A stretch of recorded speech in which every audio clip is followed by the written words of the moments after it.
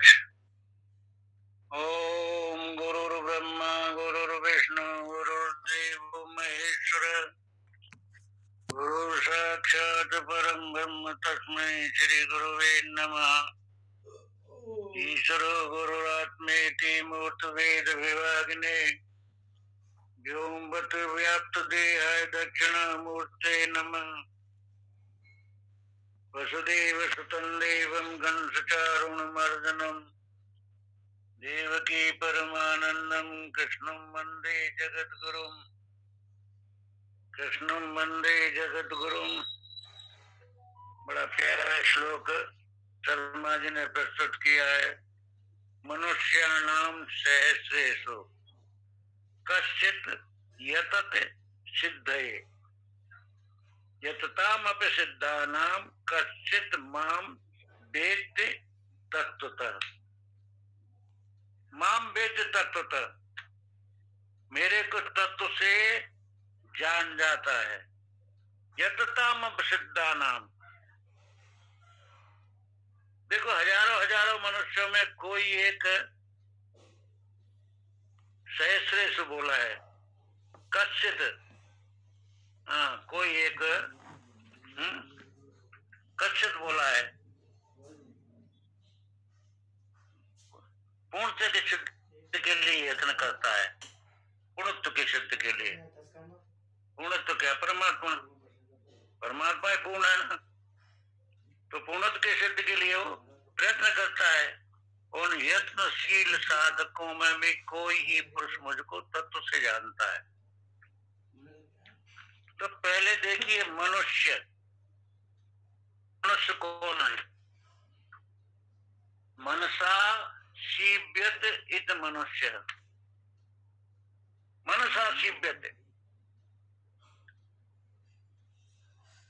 मनसा सीव्यत, मन के द्वारा किसी के साथ रिश्ता बना लिया, अपने को जोड़ दिया। सीव्यत, सीन दिया। हाँ, जैसे सुई धागे से सीन देते ना, तुम्हारा सुई धागे से एक दूसरे के साथ में सीन दिया है। स्वयं तो फट जाते हैं लेकिन सीन नहीं टूट पाती है।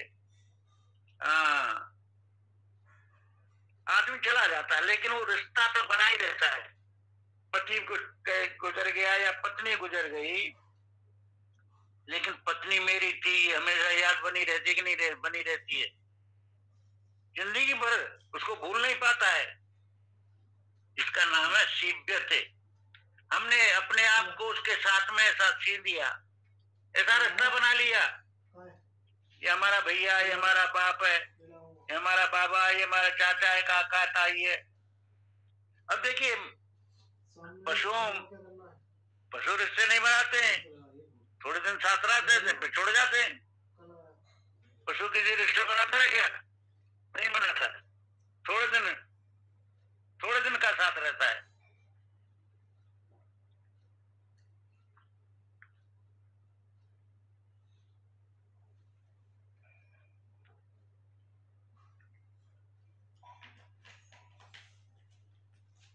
तो लाखों करोड़ों में ऐसा होता है एक जो अंतःकरण की शुद्धि के लिए प्रयास करता है। मनुष्य नाम सहज कच्चित यत सिद्धये, सिद्धये मतलब अंतःकरण की शुद्धि के लिए एकाध ही कोई होता है जो प्रयास करता है। अब प्रयास क्यों नहीं कर रहा है आदमी? ये प्रश्न उठता है कि नहीं उठता है? कि आदमी प्रयास क्यों नहीं कर रहा है? वो अच्छी तरह जानता है ईश्वर अंश जीवन नाशी, मैं परमात्मा का अंश हूँ, मैं अविनाशी हूँ, मेरी में कोई मृत्यु होने वाली नहीं है, शरीर की मृत्यु होगी। लेकिन फिर भी इतना अपने आप में सुई धागे की तरह से इतना अपने आप को सी रखा है। किसके साथ सी रखा है? इस शरीर के साथ में। शरीर के साथ में इतना गहरा तादात्म्य, यही ग्रंथि, चिज्जड़ ग्रंथि, इतना गहरा तादात्म्य कि अपने को शरीर ही मानता है। दुखी हूँ, करता है, भोगता, जन्म मरण होने वाला, सारी उपाधियां उड़ के बैठा हुआ है।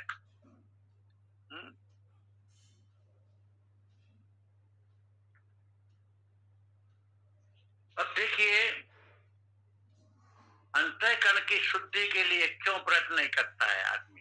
प्रश्न ये उठता है। हम जानते हुए भी, हाँ, ये शरीर मिला है 84 लाख को योनियों को पार कर, कबोग करे करुणा नर देही देत ईश बिन हेत सनेही। कभी करुणा करके परमात्मा ये मनुष्य शरीर दे देता है।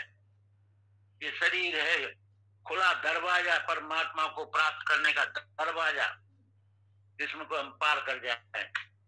परमात्मा को प्राप्त करने का साधन ये शरीर, ये साधन है।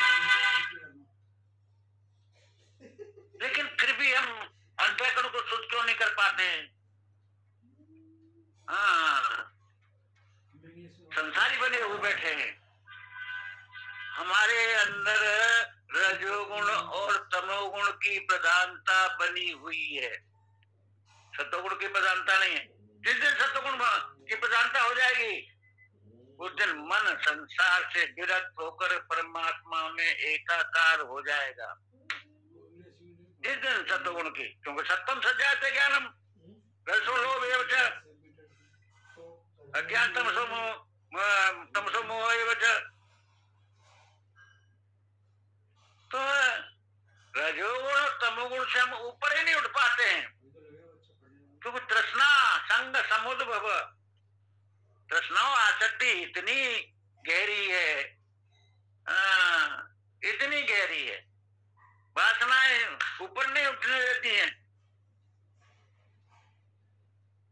एक छोड़ के दूसरी, दूसरे छोड़ के तीसरी, संसार की वासनाएं। और मालूम है कि यहाँ कुछ भी एक तिनका भी साथ जाने वाला नहीं है, और सब छूटने वाला है, निश्चित रूप से छूटने वाला है। फिर भी हम इतने उसको छोड़ना नहीं चाहते हैं।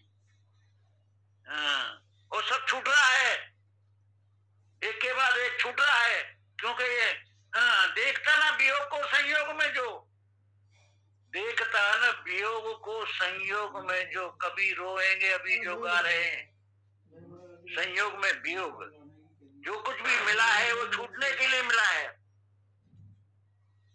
लेकिन फिर भी हम उसको इतना पकड़े बैठे हैं। ये क्या है? क्यों पकड़े बैठे हैं?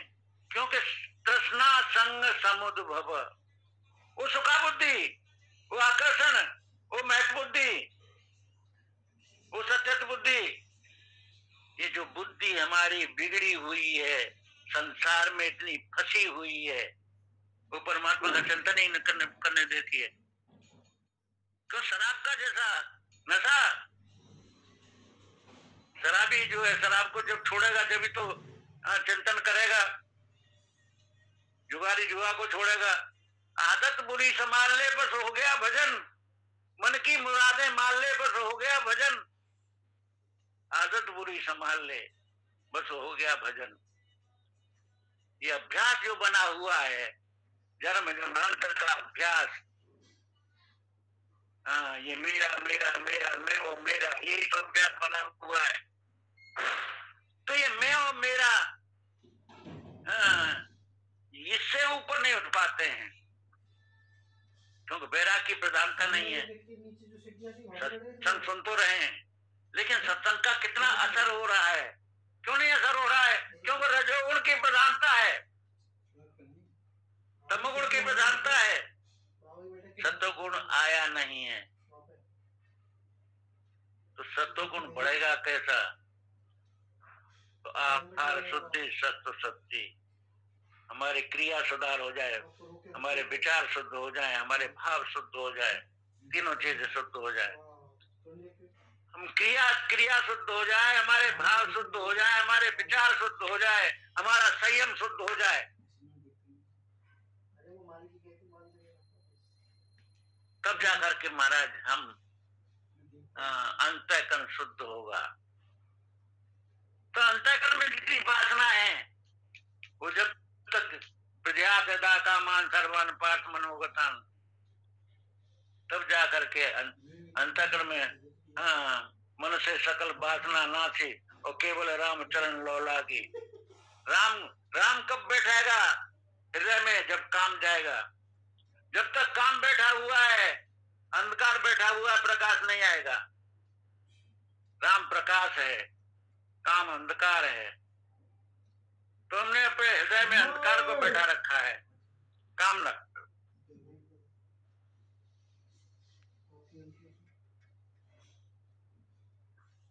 कामना के पीछे बहुत दुख मिला, कामना तत्व में क्षणिक सुख मिला। कामना के पीछे बहुत दुख मिला, कामना तृप्त में क्षणिक सुख मिला। कामना छोड़े सुख दुख के पार आया, कामना छोड़े सुख दुख के पार आया। अब हमें और कुछ भी नहीं चाहिए। गुरु कृपा से ये सद विचार आया, अब हमें और कुछ भी नहीं चाहिए। यहाँ कितना भी ऐश्वर्य धन क्यों न हो, सुजस सम्मान सुंदर तन क्यों न हो, बाद में सब कुछ निसारा आया। अब हमें और कुछ भी नहीं चाहिए। खोज में जिसकी अब तक भटकता रहा, खोज में जिसकी अब तक भटकता रहा, वो वहीं था जहां मैं अटकता रहा। खोज में जिसकी अब तक भटकता रहा, वो वहीं था जहां मैं अटकता रहा। बाद मुद्दत के आखिरी द्वार आया, अब हमें और कुछ भी नहीं चाहिए। ये स्थिति आ जाएगी कि अब मुझे अब कुछ भी नहीं चाहिए। तत्व जाए न कबू कुछ चाहिए, तुम सन सहज स्नेह, बसौ राम जी सर चाप दर सोरा और निज गेह।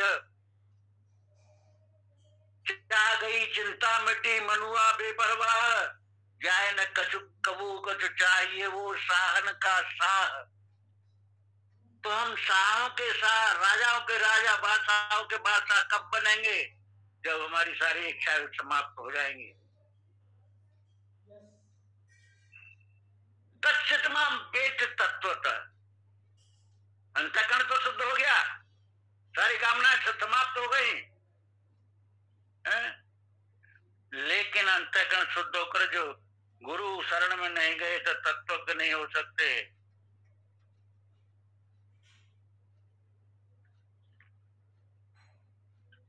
बंधन बना रहेगा।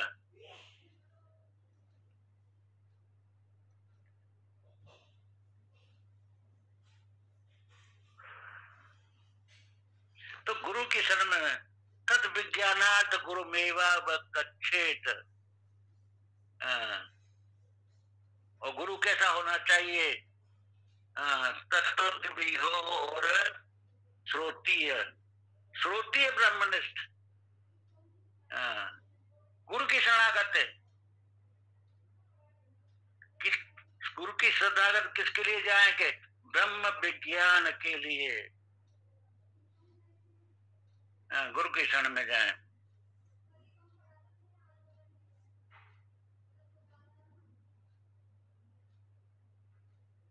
तत्व कौन है?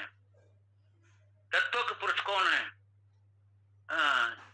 जिसमें नाम रूप आकार का आरोप नहीं है, वो तत्वज्ञ है। नाम रूप आकार का आरोप जिसके अंदर नहीं है, तत्व उसको कहते हैं जिसमें किसी प्रकार का आरोप न हो, कर्म का नहीं, नाम का नहीं, रूप का नहीं। ऐसा तत्व कोई कोई होता है। कच्चित माम वेद तत्वतः।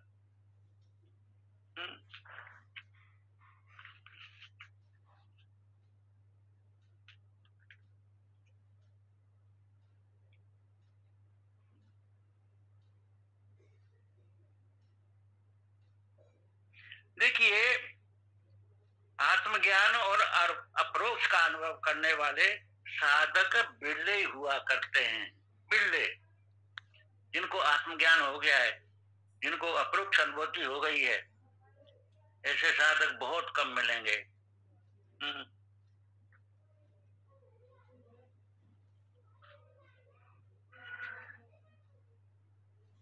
इसका उत्तर है तो आत्मज्ञान हम कैसे प्राप्त किया जाए, इसका तो हमारे ऊपर ही है ना।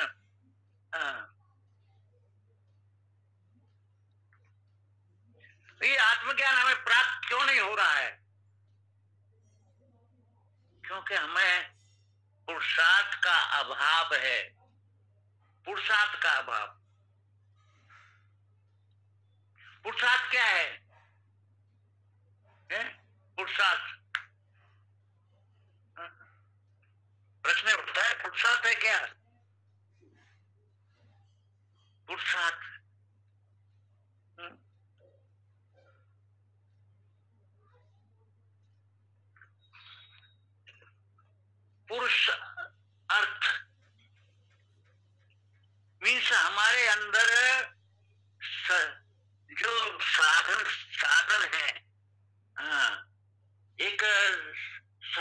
मार्ग, सात्विक भाव प्राप्त करने के, पुरुषार्थ मीन सात्विक तत्व को प्राप्त करने के जितने भी साधन हैं उनका अभाव है हमारे अंदर।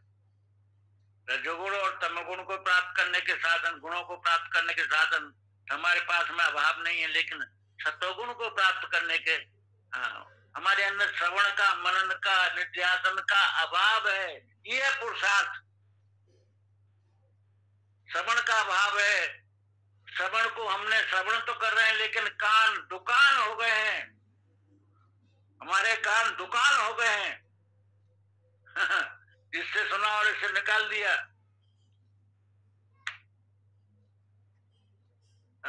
दुकान बना लिया है। तो जब तक दुकान बनेगी तब तक हमको श्रवण का लाभ नहीं मिलेगा। दुकान मतलब इससे सुना, इससे निकल गया, हृदय में जमा ही नहीं। जो सुन रहे हैं वो हृदय में नहीं हुआ, और हृदय में जब तक नहीं जमेगा तब तक साधन संपन्न कैसे होंगे हम। श्रवण करने के बाद में उसका मनन होना चाहिए और प्रैक्टिकल के लिए निध्यासन होना चाहिए। क्योंकि श्रवण ही अगर वास्तव में सही दशा में हमारा श्रवण हो गया है तो विवेक जागृत होने के बाद में वैराग्य हो जाएगा। श्रवण का फल है विवेक की जागृति। श्रवण का फल है विवेक की जागृति।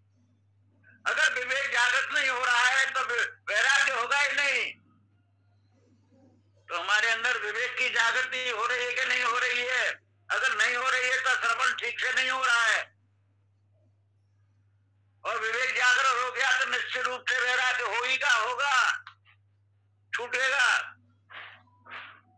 और दूसरी बात ये हो रही है कि जीवन को हमने धर्म पूर्वक जिया है कि नहीं जिया है।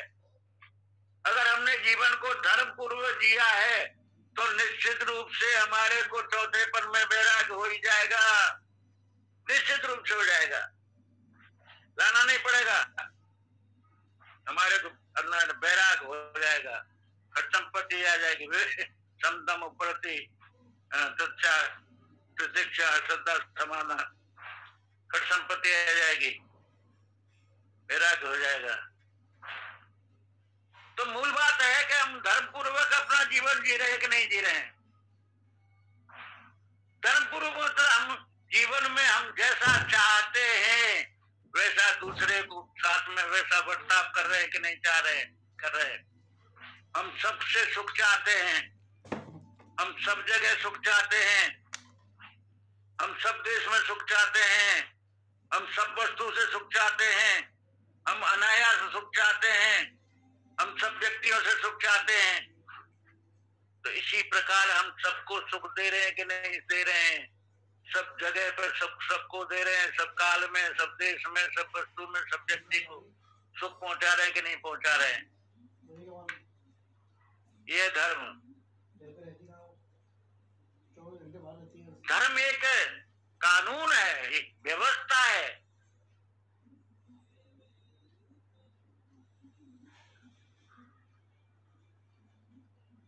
धर्म ने दूसरा सत्य समाना, तुलसीदास जी ने बोला ना, धर्म ने दूसरा सत्य समाना, आगम निगम पुराण बखाना।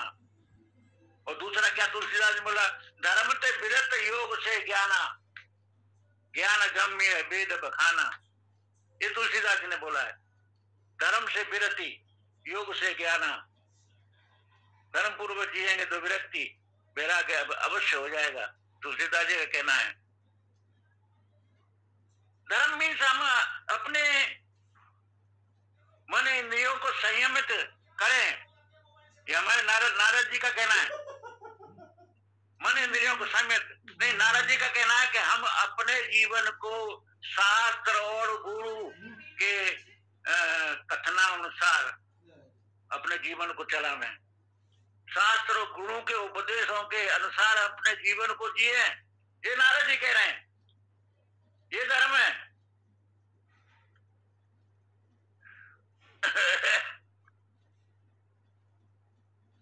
और कई ऋषियों ने बोला धर्म के बारे में।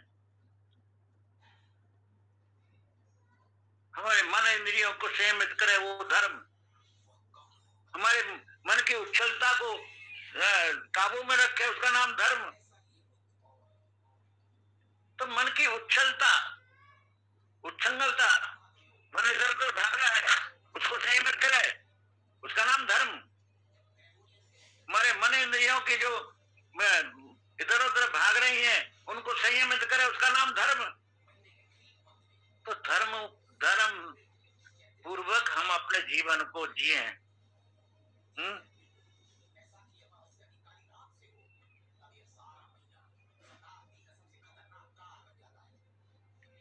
तो हमारा उत्तर है कि हम आत्मज्ञान की प्राप्त करें, ये हमारा उत्तरदायित्व। उसका एकमात्र कारण है आवश्यक पुरुषार्थ का अभाव, इसलिए हम आत्मज्ञान हमको प्राप्त नहीं हो रहा है, पुरुषार्थ का अभाव है।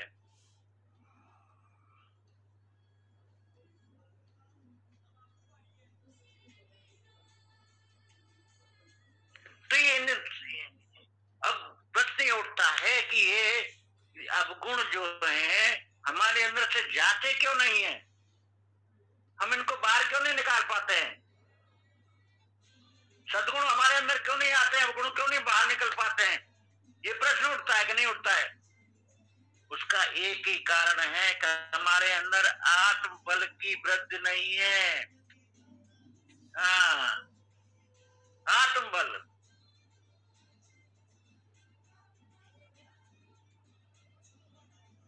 उसकी निवृत्ति के लिए आत्म बल चाहिए।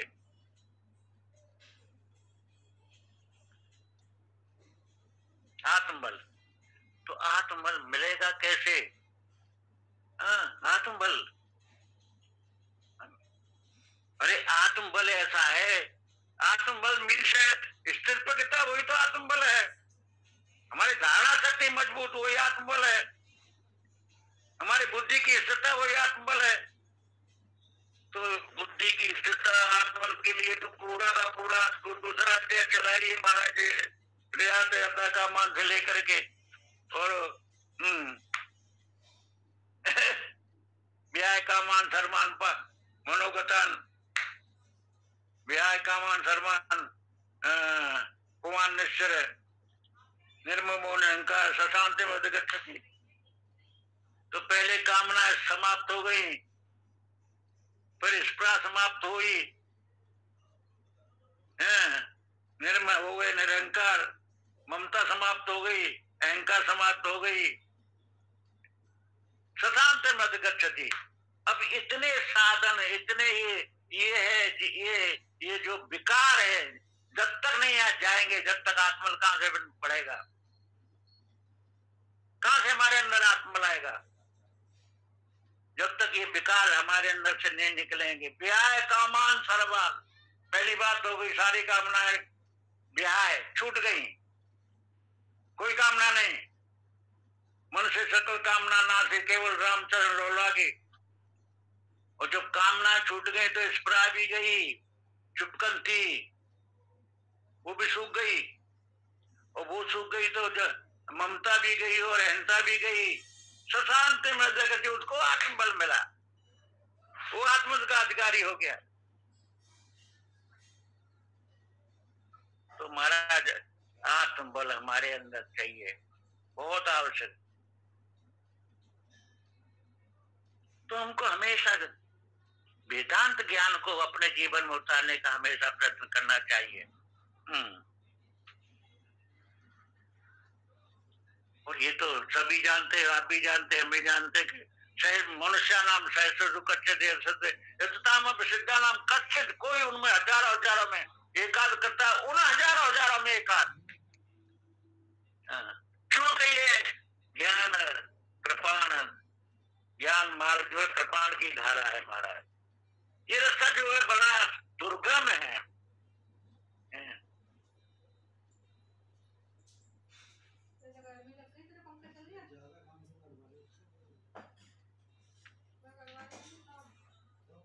वेदांत का सैकड़ों मनुष्य में जो वेदांत का श्रवण तो करते हैं, लेकिन संभवतः है वो बौद्धिक स्तर पर ही सिद्धांतों केवल बौद्धिक स्तर पर, अंदर नहीं उतर पाता है, हृदयंगम नहीं हो पाता है। बौद्धिक स्तर पर बुद्धि तो बढ़ जाती है, लेकिन उसको अनुभव में नहीं हो पा रहा है। बुद्धि ज्ञान तो बहुत हो गया, बड़े प्रवचन दे रहे, बड़े बड़े, लेकिन वास्तव में हकीकत में अंदर जीरो है, वैराग्य नहीं है। अच्छे अच्छे विद्वान अब स्वामी खन्नान जी के पास में आते थे, अरे महाराज संस्कृत और वेदांत विभाग के कुल पर जो हेड ऑफ डिपार्टमेंट थे बनारस यूनिवर्सिटी के, वो आया करते थे, चरणों में पड़ जाते, महाराज बुद्धि ज्ञान तो हमको है, लेकिन आत्म अनुभव में नहीं उतरा है ज्ञान हमारे में। तो मनुष्य में हजारों में वही तत्वज्ञ है जिसके हृदय अंगम हो गया ये ज्ञान, और हृदय अंगम जिसके ज्ञान हो गया है उसका लक्षण क्या है? उसका लक्षण क्या है? बोले कि उसके अंदर से भय निकल गया,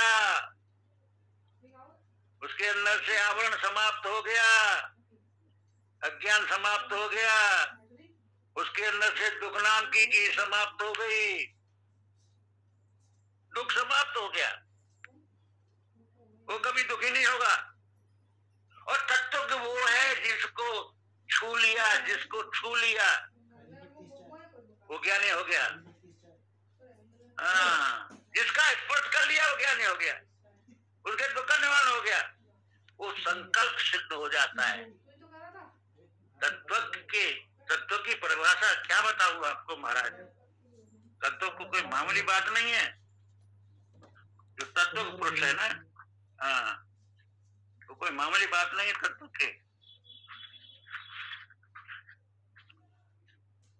वो जिसको छू लेगा,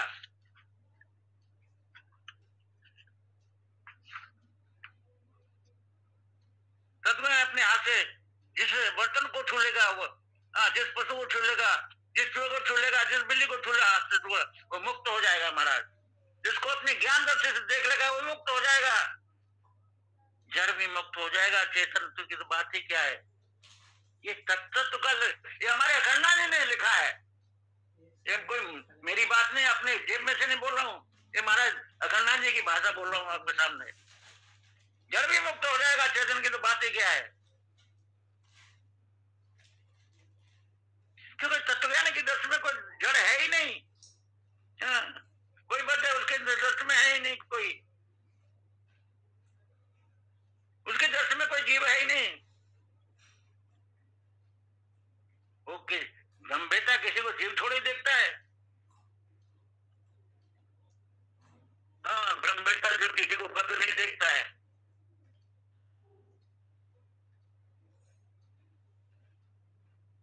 लेकिन हमारी दृष्टि क्या है, मैं तो ज्ञानी हूँ, दूसरे अज्ञानी है, तो वो ज्ञानी नहीं है, वो भी अज्ञानी है। जो अपने को ज्ञानी बोल रहा है, दूसरे को ज्ञानी समझ रहा है, वो भी ज्ञानी नहीं है, वो तत्व के नहीं है। तत्व की दृष्टि में कोई अज्ञानी है ही नहीं। हाँ, ये तत्व की दृष्टि है महाराज।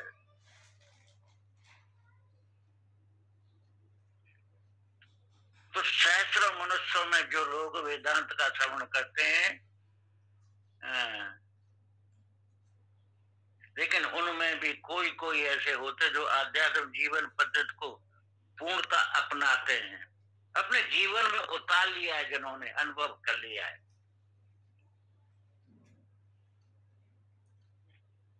वो ऐसे प्रगतिशील साधन में कोई मुझे तत्व से जान जाता है, तत्व से।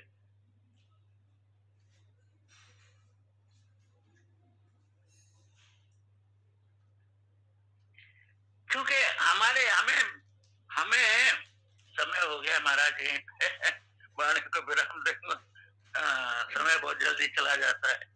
हमारे शर्मा जी आ गए हैं, इस चर्चा को आगे बढ़ाएंगे, तो समय का हमेशा ध्यान रखना चाहिए। बोलो सच्चिदानंद भगवान की जय, बांके बिहारी लाल की जय, सतगुरुदेव भगवान की जय। जय जय श्री राधे श्याम, जय श्री कृष्ण महाराज, जय श्री कृष्ण। आइए शर्मा जी, जय श्री कृष्ण। जय श्री कृष्ण, जय श्री कृष्ण। ओम शंकरं शंकराचार्यं केशवं बादरायणं सूत्रभास्कृतौ वंदे भगवन्तौ पुनः पुनः ईश्वरो गुरुरात्मेति मूर्ति भेद विभागने व्योमद्व्याप्तदेया दक्षिणामूर्तये नमो। ओम शांति शांति शांति। वसुदेव सुतं देवं कंसचारुणमर्दनं देवकी परमानंदं कृष्णं वंदे जगद्गुरुं कृष्णं वंदे जगद्गुरुं कृष्णं वंदे जगद्गुरुं। नमस्ते रामचंद्राय माधवाय नमो नमः। गोविंदाय नमस्तुभ्यं नमस्ते परमात्मने अद्वैत ब्रह्म रूपाय ज्ञान गम्याय तेन नमः पूर्णाय नमः माधवाय चिदात्मने। ओम श्री परमात्मने नमः। श्रीमद्भगवद गीता चतुर्थ अध्याय। श्री भगवान वाच बहुने में बीतीतानि जन्मानि तच्चार्जुन तान्यम्भेद सर्वाणि नेतुं भेद परंतु अजोऽपि सन्नो आत्मा भूतानां ईश्वरोऽपि सन् प्रकृतिं स्वामधिष्ठा पातात्माया यदा यदा हि धर्मस्य ग्लानि भक्ति वार्ता अभ्युत्थान धर्मस्य तदात्मानं सृजामि परित्राणाय साधूनां विनाशाय च दुष्कृतां धर्म संस्थापनार्थाय संभवामि। जन्म कर्म से मे दिव्यम एवं विवेत्य तत्वता त्यक्ता देहं पुनर्जन्म नैति मामेति सोऽर्जुन वीतराग भया क्रोधा मन में मां उपासता भयभो ज्ञान तपसा पूता मदभामागता ये तामां प्रपदन्ते तांस्ते भजाम्यहं मम भर्ता अनुवर्तन्ते मनुष्य सर्वसा। जय श्री कृष्ण। तो भगवान से अर्जुन ने पूछा स्थित प्रज्ञ के लक्षण क्या हैं, कैसे बोलता है, कैसे बैठता है, कैसे चलता है। तो भगवान ने 2 श्लोकों में समझाया कैसे बोलता है, 6 श्लोकों में समझाया कैसे बैठता है, 8 श्लोकों में समझा रहे हैं कैसे चलता है, विचरण कैसे करता है इस संसार में। संसार में विचरण कैसे किया जाए ये भगवत गीता में स्थित प्रज्ञ के ये जो 8 श्लोक है 64 से लेकर 71 तक ये बता दिया। क्योंकि हम सभी विचरण कर रहे हैं, संसार विचर रहे हैं, इंद्रियां विषयों में विचर रही हैं। हम लोग संसार में सुख दुख प्रतिकूल अनुकूल परिस्थिति आती जाती रहती है। उपसंहार कर रहे हैं उस श्लोक का 71वें श्लोक में उस प्रकरण का जो शुरू किया था। और भगवान सब साधकों के लिए कह रहे हैं विहाय कामान सर्वान, सारी कामनाएं सारी इच्छाएं अगर हमारी दूर हो जाएं तो ब्रह्म में स्थिति हो जाती, स्थित प्रज्ञ हो जाते, परमात्मा में स्थिति हो जाती। अभी सारस्वत जी कह रहे थे कि स्वामी अखंडानंद जी के पास बड़े बड़े विद्वान आते थे कि ज्ञान तो हमें हो गया, विज्ञान नहीं हो गया। जो होता क्या, स्वाध्याय किया, उसको एज ए एजुकेशन विद्या प्राप्त की, उपनिषद पढ़े, अंतःकरण में अभी कामनाएं हैं, राग द्वेष बने हुए हैं। तो राग द्वेष का मतलब है, राग का मतलब है रजोगुण अभी बढ़ा हुआ है। जब रजोगुण बढ़ा हुआ है तो वो शांत नहीं बैठने देता। रजोगुण जो है कभी भी शांत नहीं बैठे, किसी न किसी क्रिया में कर्म में लगाए रहता। तो जो ज्ञान अर्जित किया है वो अंतःकरण में उसका जो अनुभव है वो नहीं हो पाता। तो स्वाध्याय के बाद जो कल परसों स्वामी जी बता रहे थे, बोध काल, आचरण काल और प्रवचन काल। तो स्वाध्याय के बाद जब सीधा प्रवचन करते हैं तो ज्ञान वाणी से व्यक्त तो हो जाता है, लेकिन उस व्यक्ति जो बोलता है उसके अंदर चूंकि उसने उसका मनन निधिध्यासन नहीं किया, उसको अपने आचरण में नहीं लाया, तो भगवान क्या कह रहे हैं कि कैसे हम आचरण करें संसार। 71वें श्लोक में कहते हैं सर्वान चरति निष्प्रहा, कैसे वो आचरण करता है। तो भगवान ही कहते हैं कि देखो आचरण की बात आ रही, तो जो हमने स्वाध्याय किया वो हमारे आचरण में नहीं आया। तो भगवान 71वें श्लोक में कह रहे हैं कि अगर आपको स्थित प्रज्ञ होना है, परमात्मा में स्थिति करनी है, आत्म तत्व में स्थित होना है, संसार से और आत्मा में एक साथ स्थिति नहीं हो सकती कि हम संसार में भी स्थित रहें और आत्मा में भी स्थित हो जाए। तो एक जगह से संबंध विच्छेद करना पड़ेगा। इसलिए भगवान कहते हैं मेरे सम्मुख हो जाओ, तुम संसार से विमुख हो जाओ, मेरी तरफ मुंह कर लो, मेरी तरफ मुंह करके और संसार में आचरण करो, संसार में आसक्त मत हो, संसार में राग मत रखो, क्योंकि संसार एक दिन छूट जाएगा। जब चीज छूटेगी तो दुख होगा और उसके साथ जो संबंध बना रहेगा उसके कारण बार बार आना जाना पड़ेगा। तो ये अस्थायी है और मेरा और तुम्हारा संबंध जो है वो स्थायी है, क्योंकि हम दो नहीं है, हम एक हैं। संसार के संबंध के कारण परमात्मा से संबंध विच्छेद हो गया, उसको तो ढूंढ के संबंध बनाने की कोशिश कर रहा है जिसके साथ बना हुआ है, दूर हो ही नहीं सकता। और संसार से कभी संबंध हो नहीं सकता, उसके साथ संबंध बना रहा है जिससे असंभव है, कभी हो ही नहीं सकता। तो भगवान ये कह रहे हैं कि जो कामनाएं हैं, तू तो पूर्ण काम है, पूरी तरह तृप्त है। तो जब तू अपने आप को अतृप्त समझता तब तेरे अंदर इच्छाएं जागृत होती। तो यहाँ भगवान ने कहा कि सारी इच्छाओं को छोड़ दो और स्पृहा रहित होकर संसार में, स्पृहा रहित, ममता रहित, अहंता रहित होकर इस संसार में आचरण करो। ऐसा व्यक्ति शांति को प्राप्त करता है। कल एक बात हो रही थी कि जो हालांकि कठोपनिषद में भी यही कहा है मृत्यु के देवता ने, यदा सर्वे प्रमुचन्ति कामा, कि जब संपूर्ण कामनाएं जो इसके हृदय में आश्रय करके रहती हैं, कामनाएं रहती कहाँ हैं? तो गीता के 3रे अध्याय में भगवान ने कहा कि कामनाएं जो हैं, इनका वास स्थान रहने की जगह मन है, इंद्रियां हैं, बुद्धि है और अहंता है, अहंकार है। तो रहती है प्रकृति में, जड़ में, और हम चेतन है, हमारे इनके साथ कोई संबंध नहीं है। छोड़ने के लिए भगवान अगर कह रहे हैं, छोड़ा वो ही जाता है जिसके साथ हमारा संबंध ना हो। जिसके साथ संबंध है उससे हम अलग नहीं हो सकते, और जिसके साथ संबंध नहीं उसको जब चाहे छोड़ दे। तो कहते हैं कामनाएं शरीर के मन, बुद्धि, इंद्रियां और अहंकार, इसमें रहते हैं। अहंकार के अंदर मूल में अहंकार, तो कामना स्थूल है, और स्पृहा, ममता, अहंता ये सूक्ष्म है। मतलब कामना से सूक्ष्म स्पृहा, अपेक्षा किसी चीज की, उससे सूक्ष्म ममता, उससे सूक्ष्म अहंता, अहंता सबसे सूक्ष्म। तो भगवान ने इसमें राम सुखदास जी ने लिखा है कि जब शास्त्र की दृष्टि से कामना का त्याग करो, फिर स्पृहा का करो, फिर ममता का करो, फिर अहंता का त्याग हो जाए। लेकिन कहते हैं साधक की दृष्टि से पहले ममता का त्याग करो। ममता क्या है कि जो हमने मेरापन कर रखा चीजों के साथ, ये मेरा है, मेरा मेरा मेरा जो भाव बना हुआ है, उसका अगर हमारा त्याग करते हैं कि मेरा कुछ नहीं है सिवाय परमात्मा के, मेरा कुछ नहीं है, मुझे कुछ नहीं चाहिए, ये ज्ञान योग है। भगवान ही मेरे हैं और मैं भगवान का ही हूं, ये भक्ति योग है। तो भक्ति योग में कहता भगवान, मैं भगवान का ही हूं और भगवान ही मेरे, ये दृष्टिकोण है। तो भक्ति, मेरा कुछ नहीं है, मुझे कुछ नहीं चाहिए, इस स्वयं का आश्रय लेना, अपने आत्म स्वरूप का आश्रय। आत्मा के अलावा मेरा कुछ नहीं है संसार, और मुझे कुछ नहीं चाहिए, केवल आत्म तत्व की मुझे प्राप्ति करनी है, बाकी मुझे संसार में कुछ नहीं चाहिए, इस संसार में मेरा कुछ नहीं। तो आत्मा के अलावा आत्मा का आश्रय लेना, और मैं भगवान का ही हूँ, भगवान ही मेरे हैं, ये भगवान का आश्रय लेना, भगवान की शरणागति लेना। तो भक्ति, भक्त जो है भगवान की शरणागति में, और ज्ञानी जो है वो आत्मा के साथ संबंध बनाता है। और जो कर्मयोगी है वो कहता है इस संसार में जो पदार्थ हैं और क्रिया हैं, ये मेरे लिए नहीं है, दूसरों के लिए। तो जो है वो दूसरों के संसार के प्रति निष्काम भाव से संसार की सेवा में लगा देता, अपने इंद्रियों के, मन के द्वारा, बुद्धि के द्वारा, शरीर के द्वारा, ये कर्मयोग बन जाता। उसमें वो धर्म का सहारा, धर्म का आश्रय लेता। कर्मयोग में धर्म को कर्तव्य कर्म कहा, कर्तव्य कर्म को धर्म कहा, तो वो धर्म का आश्रय लेता। तो तीनों ने आश्रय लिया, एक ने भगवान का आश्रय लिया भक्ति योग, स्वयं या आत्मा का आश्रय लिया तो ज्ञान योग, और धर्म का आश्रय लिया तो कर्म योग।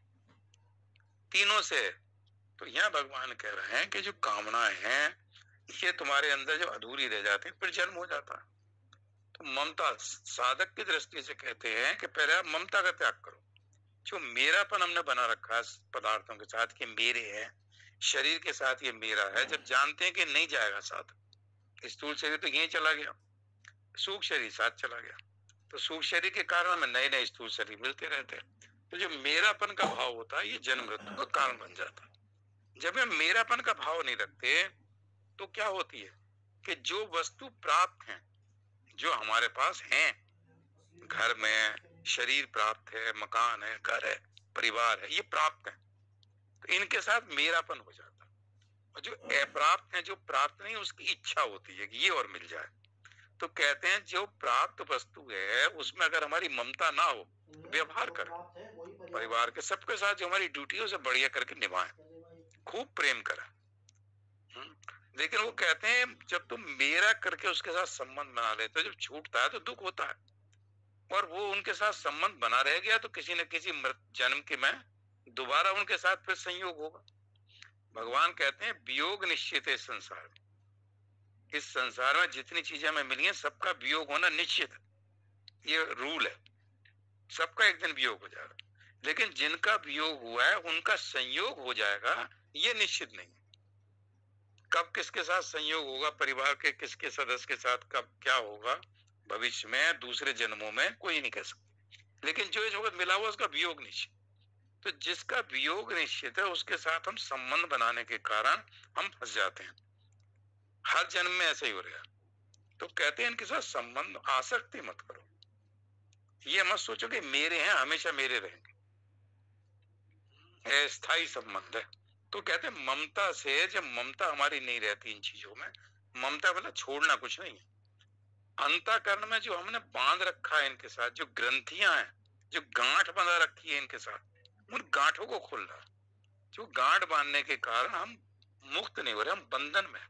बंधन क्या कहते हैं, जब मृत्यु देवता से पूछा कामना कैसे समाप्त होंगी, तो उन्होंने अगला श्लोक बोल दिया कि जब इस जीवन में, इसी जीवन में, ये जो हमारा वर्तमान जीवन है, इसी जीवन में हमारे हृदय की संपूर्ण ग्रंथियों का छेदन हो जाता, मतलब संपूर्ण ग्रंथियों का छेदन होगा, मतलब कोई ग्रंथि नहीं है। ग्रंथि मतलब गांठ समझ लो, हमने अपने आप को रस्सी से किसी चीज के साथ बांध लिया तो मुक्त नहीं हुए ना, बंध गए। तो जब हम बंध गए तो फिर जन्म मृत्यु चलता रहेगा, चूंकि हम तो बंधे हुए संसार में, इस संसार से मुक्त नहीं हो सकते। तो जब ये हमारे जो हृदय की ग्रंथि, जो बंधन है, इन बंधनों को अगर हम खोल दें तो हम मुक्त हैं। तो बंधन को खोलना है। तो वो कहते हैं बंधन कैसे खोलना, तो वो कहते हैं जब ये बंधन खुल जाते हैं तो मरण धर्मा व्यक्ति अमर हो जाता है। यही संपूर्ण वेदांतों का इतना ही आदेश है। ये बात कठोपनिषद में बल्ली 3 अध्याय 2 के 15वें मंत्र में कहते हैं। तो ग्रंथि क्या है, तो वह समझाते हैं मैं ये शरीर हूं, ये मेरा धन है, मैं सुखी हूं, मैं दुखी हूं, इस प्रकार के जो अज्ञान से उत्पन्न हो रहे अनुभव है, ये है अविद्या जनित प्रतीतियां, अज्ञान से उत्पन्न वाली प्रतीति, ये मैं ये हूं, मैं इसका पिता हूं, ये हूं, ये हूं, ये हूं, उनके साथ हमने अपनी इन उपाधियों के साथ अपने आप को बांध लिया। तो इन उपाधियों का हम खोल दें कि मैं इन सब उपाधियों से रहित शुद्ध चैतन्य ब्रह्म। तो फिर कहते हैं आगे भाष्य में, मैं असंसारी ब्रह्म ही हूं। असंसारी, देखो संसारी नहीं, असंसारी ब्रह्म ही हूं, ये भाव हमारे अंदर बन जाए तो ये अगर ज्ञान हो जाए तो जो अज्ञान के द्वारा जो ग्रंथियां हैं, अज्ञान के द्वारा जो बंधन है, ये सारे नष्ट हो जाते। और सारे बंधन नष्ट हो गए, सारे बंधन खुल गए, हम जो है स्वतंत्र हो। तो जो हम मुक्त थे, जो नित्य थे, हम अपने स्वरूप की प्राप्ति हो। तो कोशिश क्या करनी है कि अप्राप्त वस्तुओं की प्राप्ति की कामना के पीछे ना दौड़ें, जो प्राप्त वस्तु उसके साथ बहुत ज्यादा ममता ना करें, सोचें कि सब छूट जाएगा। जब छूट जाएगा मृत्यु में तो हम इसको जीते जी इनके साथ जो हमारा बहुत ज्यादा संबंध है, इनके बिना हम नहीं रह सकते, इनको धीरे धीरे त्याग करें। और उससे क्या होगा, जब त्याग करेंगे तो कामना कम हो जाएंगी। जब कामना नहीं होगी, अप्राप्त वस्तु की कामना नहीं होगी, जब प्राप्त वस्तु में ममता नहीं होगी, तो नई नई वस्तु को प्राप्त करके फिर उसके साथ ममता जोड़ देते हैं। तो ये ग्रंथियां पड़ जाती हैं इनके साथ। वस्तु के साथ ममता का मतलब उस वस्तु के साथ हम जुड़ गए, उस वस्तु के बिना हम रह नहीं पाते, ऐसी ममता है। तो फिर अहंता मतलब ये कामना कम हो गई, स्पृहा कम हो जाती है, फिर अपेक्षा नहीं रहती किसी चीज की। और इन सब के बाद में फिर जो धीरे धीरे अहंता भी कम होने लगती, फिर ये ज्ञान होने लगता है, देखो मैं तो परमात्मा का अंश हूँ, मेरा तो इनसे प्रकृति के इन चीजों के मतलब ही, अहंता तो प्रकृति में है, इसके साथ मैंने संबंध बनाने के कारण शरीर के साथ मेरा संबंध हो गया। अज्ञान के कारण शरीर के साथ जो आत्म भाव होता है, मैं ये शरीर हूं, ये जो भाव होता है ये अज्ञान के कारण, तो ये खत्म हो जाता है। ये भी खत्म हो गया तो अहंता खत्म हो जाती। अहंता के साथ तादाद मतलब है शरीर के साथ संबंध बना लिया, शरीर को आत्मा समझ लिया। तो ये कहते हैं कि धीरे धीरे ये जो श्लोक 71वां, ये कैसे आचरण करना है इस संसार में, कैसे इस संसार में चलना है, ये इस श्लोक का उपसंहार भगवान कहते हैं कि ऐसा व्यक्ति शांति को प्राप्त करता है। तो ये भगवान ने कहा। और देखो भगवत गीता में 3रे अध्याय में जब अर्जुन पूछते हैं कि मनुष्य पाप क्यों करता है, कैसे करता है पाप, तो अर्जुन ने उसने तो कह दिया, दुर्योधन ने वहां उसमें लिखा है कहा भाष्य में, और दुर्योधन कहते हैं कि मैं धर्म को जानता हूं लेकिन मेरी प्रवृत्ति नहीं होती, अधर्म को जानता हूं उससे निवृत्ति नहीं होती, मेरे अंदर कोई बैठा है जो मुझे धर्म में चलने नहीं देता और अधर्म से निकलने नहीं देता। तो वहां उसमें लिखते हैं कि कामना जो है वो ही देव है, जो कामना है उसके अंदर बैठी है, सारा राज में ले लूं, सारा ये ले लूं, पांडवों को जरा सी जगह ना दूं, ये जो उसके अंदर बैठी हुई है उसको धर्म में नहीं लगा, अधर्म में लगा दी। तो ये अर्जुन ने जब पूछा कौन लगाता पाप में, तो भगवान ने कह दिया कामेश क्रोधेश रजोगुण समुद्भवा, रजोगुण से उत्पन्न होने वाली जो कामना है ये पाप में लगा दी। तो कामना के कारण हम कोई ना कोई गलत काम कर बैठ गए, अपनी चीज को अपराध वस्तु की प्राप्ति के लिए कोई ना कोई हमसे गलती हो जाती, तो उसको भगवान वो मतलब अशुभ कर्म हो जाते हैं, पूर्ण पाप कर्म हो जाते हैं। जब पाप कर्म होते को जितने हमारे अंतःकरण की शुद्धि, अंतःकरण की शुद्धि जितने हमारे पाप कर्म दूर होंगे, मतलब मलिन अशुभ कर्म के लिए हमें शुभ कर्म करते चले जाएं, और जब अंतःकरण शुद्ध हो जाए तो शुभ अशुभ सबको छोड़ दे, फिर ना शुभ की जरूरत है ना अशुभ की जरूरत। पाप पूर्ण बुद्धि युक्त तो जहाती है वे सुकृत्य दुष्कृत्य, जो समबुद्धि से युक्त था वो इसी संसार में पुण्य और पाप दोनों को छोड़ दे, सर्वधर्मान परित्यज्य मामेकम शरणं व्रज। तो वो कहते हैं धीरे धीरे धीरे धीरे अंतःकरण शुद्ध होता रहता है। भाष्य में श्वेताश्वर उपनिषद में लिखा है कि तीर्थ यात्रा से, व्रत से, उपवास से, दान से, इन सब से अंतःकरण शुद्ध होता है। अंतःकरण शुद्धि का लिखा पाप की निवृत्ति होती है, ये लिखा है पाप की निवृत्ति, पाप की जितने पाप की निवृत्ति होती है उतना अंतःकरण ही शुद्धि। अंतःकरण शुद्ध होता है तो ज्ञान प्रकट होता है, जो आत्मा है उसका जो स्पष्ट प्रतिबिंब है वो अंतःकरण में प्रतिबिंबित हो जाता। तो अंतःकरण में जो रजोगुण था, जो पानी में मिट्टी मिली हुई थी जिसके कारण सूर्य का प्रतिबिंब पानी के अंदर दिखाई नहीं पड़ रहा, इतनी मिट्टी है, रज कहते हैं रजोगुण। तो रजोगुण नामक जो मलिनता है जब अंतःकरण से दूर हो जाती है तो सत्वगुण बढ़ता है, रजोगुण दूर होगा तो सत्वगुण बढ़ेगा, और सत्वगुण सुख और ज्ञान को दिखाता है, शांति है, तो ज्ञान है उसमें, तो ज्ञान प्रकट हो जाता। तो कोशिश ये होती है हमारे अंदर रजोगुण ना बढ़े, रजोगुण कम करते चले जाएं। तो भगवान ये कहते हैं, और इसी बात का वो 10:06 हो गया। ओम पूर्णमदः पूर्णमिदं पूर्णात् पूर्णमुदच्यते पूर्णस्य पूर्णमादाय पूर्णमेवावशिष्यते। ओम शांति शांति शांति। श्री कृष्ण अर्पणमस्तु। हरि ओम। जय श्री कृष्ण।